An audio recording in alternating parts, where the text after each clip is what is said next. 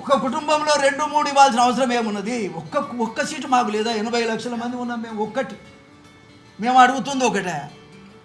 కుటుంబానికి 2-3 తీసుకుంటే ఒక్కటి మాకు ఇయ్యలేరా?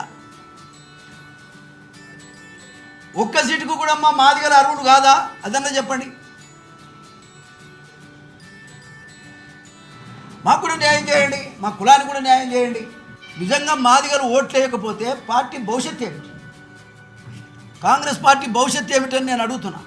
ఒక సీనియర్ నాయకుడిగా, ఆ పార్టీలో పనిచేద్దామనేటువంటి ఆలోచన కలిగినటువంటి ఒక వ్యక్తిగా,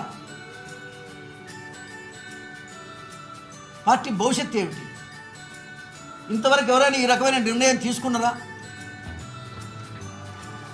నేను 10 మంది ముఖ్యమంత్రులను చూశాను, ఎవరు కూడా ఈ రకమైన నిర్ణయం